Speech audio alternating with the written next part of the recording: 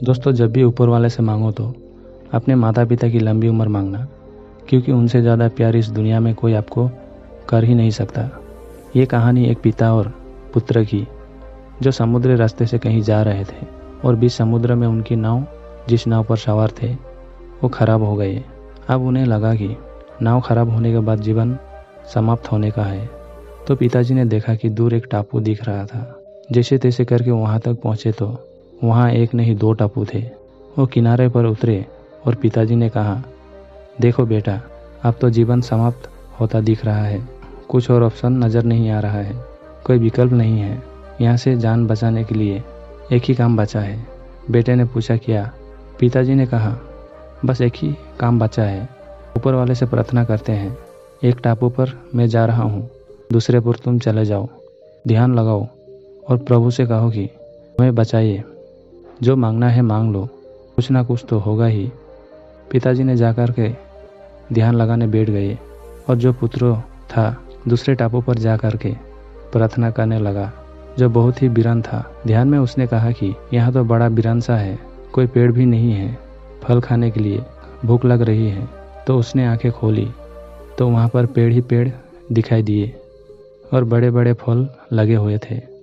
लड़का दौड़ कर गया और जाकर के फूल तोड़कर खाने लगा और फिर से ध्यान में बैठ गया और कहने लगा कि चलो फल तो खा लिए, यह जगह बहुत सुंदर है। कुछ ऐसा हो जाए कि यही परिवार बसा लूँ, एक झोपड़ी मिल जाए यहीं पर, मेरी परिवार बस जाए। क्या ऐसा हो सकता है? उसने ध्यान में ऐसा बोला और जब आंखें खोली तो सामने एक झोपड़ी उसे दिखाई दी। उसका घर बन चुका था और साथ में एक महिला खड़ी हुई थी। उसने कहा, क्या बात है, घर भी बन गया, महिला भी आ गए और शादी भी हो गए होते तो।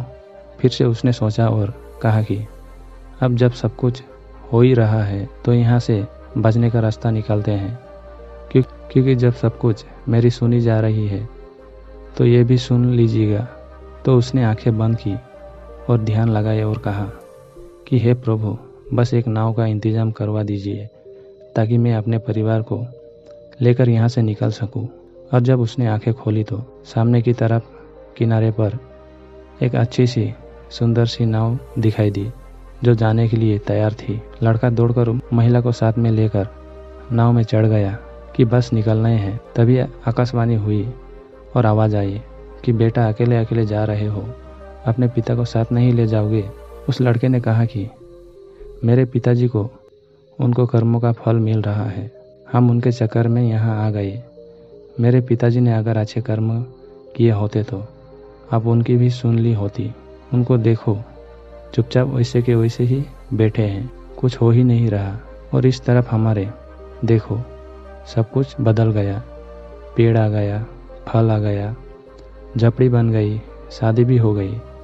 मेरी तो सब आपने सुन ली, मेरे पिताजी के तो सुन ही नहीं रहे हो। उन्हें उनके कर्मों का फल मिल रहा है, मिलने दो, हम यहाँ से निकलेंगे, उन्हें भुगतने दो। आकाशवाणी फिर से हुई कि बेटा, तुम जानना चाहोगे कि वो क्या मांग रहा है? उस लड़के ने कहा, बताओ क्या मांग रहे हैं, जो मिल नहीं रहा है? उन्हें ऐसा क्या मांग लिया? आकाशवाणी फिर से हुई और आवाज़ आई कि बेटा, तुम्हारे पिता बस एक ही चीज़ मांग रहे हैं कि मेरा बेटा जो मांग रहा है उसे मिलता चल जाए और मेरे बेटे की हर प्रार्थना स्वीकार करना। लड़के की आंखों में आंसू आ गए। ये सब सुनकर उसकी गलती का एहसास हुआ, लेकिन हम में से कोई को गलती रिलीज होता ही नहीं।